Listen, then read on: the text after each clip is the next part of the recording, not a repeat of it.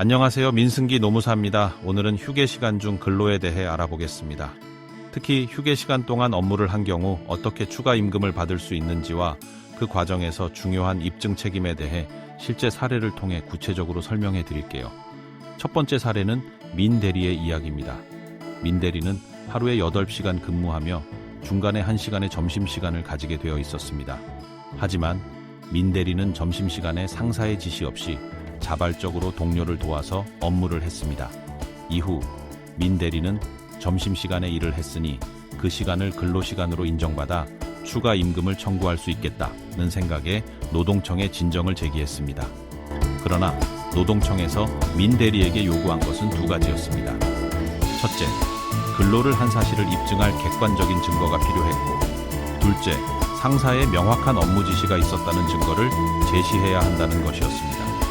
민 대리는 근로를 한 사실은 CCTV 영상과 동료들의 증언으로 증명할 수 있었지만 상사의 업무 지시가 없었기 때문에 자발적으로 동료를 도운 행위는 근로시간으로 인정되지 않았습니다.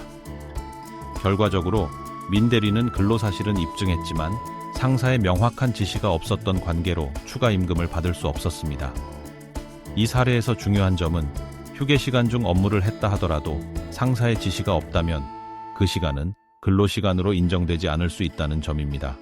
즉, 근로자가 자발적으로 업무를 수행한 경우에는 법적으로 보장받기 어렵다는 사실을 기억해야 합니다. 두 번째 사례는 민 과장의 이야기입니다. 민 과장은 하루 8시간 근무를 하고 1시간의 점심시간이 주어졌습니다. 그러나 일주일에 3번 이상은 상사의 지시로 인해 구내 식당에서 겨우 20분만 식사를 하고 남은 시간에는 업무를 수행해야 했습니다. 이런 상황이 1년간 계속되었고 민 과장은 나중에 이를 문제 삼아 휴게 시간 중 근로에 대한 추가 임금을 청구하게 됩니다. 민 과장은 노동청에 진정을 넣으면서 그동안 상사로부터 받은 업무 지시와 근로 사실을 입증하기 위해 다양한 증거를 제출했습니다. 그는 상사가 카카오톡으로 업무 지시를 내렸던 카카오톡 메시지, 업무에 대한 지시를 받은 이메일, 그리고 상사와의 대화 내용을 기록한 통화 녹음을 제출했습니다.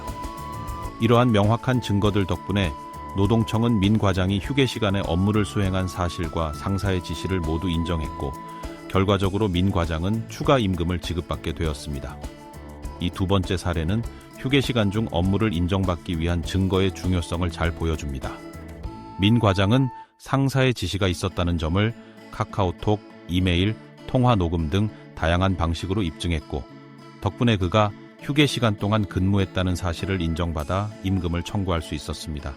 이 두 사례에서 배울 수 있는 중요한 교훈은 휴게 시간 중 근로를 인정받기 위해서는 두 가지 요소가 필수적이라는 점입니다. 첫째, 실제로 근로를 했다는 사실을 입증할 객관적인 자료가 필요합니다. 이는 CCTV, 문자 메시지, 동료들의 증언, 카카오톡 메시지 등으로 입증할 수 있습니다. 둘째, 상사의 명확한 업무 지시가 있어야 합니다. 단순히 자발적으로 일을 했거나 동료를 도운 행위는 법적으로 근로시간으로 인정받기 어렵습니다.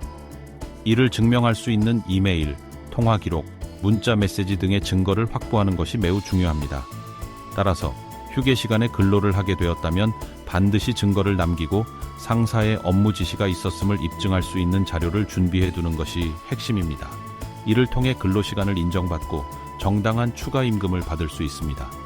결론적으로 휴게 시간에 근로를 인정받기 위해서는 일자별 근로한 사실과 상사의 지시, 이 두 가지를 모두 입증해야 한다는 점을 꼭 기억해 주세요. 오늘은 여기까지입니다. 더 궁금한 사항이 있으면 언제든지 문의해 주세요.